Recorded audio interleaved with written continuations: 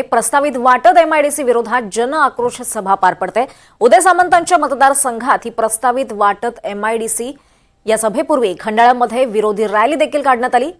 वाटत परिसरात संरक्षण शस्त्र सामग्री बनवण्याचा प्रकल्प हा प्रस्तावित आहे। रत्नागिरी तालुक्यातील वाटत परिसरात प्रस्तावित असणाऱ्या एमआयडीसी विरोधात इथले ग्रामस्थ आक्रमक झालेले आहेत। आज जन आक्रोश सभा होत आहे आणि त्यापूर्वी या ठिकाणी एक विरोधाची रॅली देखील काढण्यात आलेली आहे। आपल्या सोबत इथले ग्रामस्थ देखील आहेत। काय नेमकं सांगाल, आज जन आक्रोश सभा होते आणि तत्पूर्वी ही विरोधाची रॅली?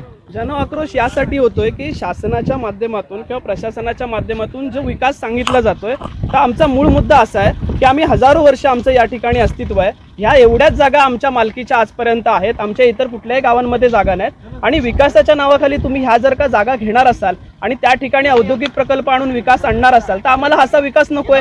आम्ही आमच्याकडे आंबा बागायते, काजू बागायते, आमच्याकडे टुरिझम चांगलं आहे आणि या दृष्टिकोनातून हा विकास होऊ शकतो। हे मी इतकं विश्वासानं आणि ठामपणे एवढ्यासाठी सांगतोय की आपल्या बाजूचं गोवा राज्य त्याचं जिवंत उदाहरण आहे। गोवा राज्य पूर्णपणाने 100% टुरिझमवर अवलंबून जर विकास करत असेल, तर मग कोकण का नाही? त्याला लागूनच बाजूला आहे। आणि त्याच्यासाठी आमचं अगदी स्पष्ट म्हणणं आहे की हा आमच्या अस्तित्वाचा प्रश्न आहे आणि हे अस्तित्व वाचवण्यासाठी, आमची जागा वाचवण्यासाठी, इथल्या शेतकऱ्याला वाचवण्यासाठी शेवटच्या टोकापर्यंत लढा आमचा हा चालू राहणार। नुकतीच भूसंपादनाबाबत जे हरकतींवरती सुनावणी होती ती देखील अलीकडे पार पडलेली। काही लोकांनी त्यांना समर्थनही दर्शवलं होतं प्रकल्पासंदर्भात, काहींनी विरोध जाणवला, काहींनी आमच्या बागायती वगळा, जमिनी वगळा अशी देखील मागणी केलेली होती।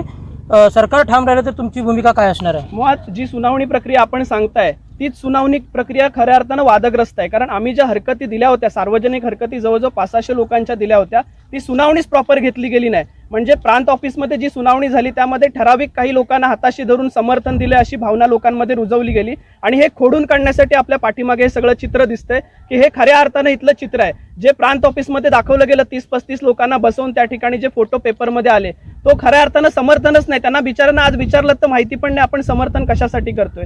एकंदरीत ही जनभावना लोकांसमोर यावी, शासनासमोर जावी, प्रशासनासमोर जावी आणि म्हणून आम्ही ही या ठिकाणी रॅली केली आहे। आणि याच्या पुढची जी काही न्यायालयीन लढाई ते सर्वोच्च न्यायालयातील ज्येष्ठ वकील या ठिकाणी आता थोड्याच वेळात दाखल होतील। त्यांच्या माध्यमातून ॲडव्होकेट असीम सरोदे साहेब या ठिकाणी येत आहेत, त्यांची पूर्ण टीम येते, त्यांच्या माध्यमातून पुढील न्यायालयीन लढाई लढली जाईल।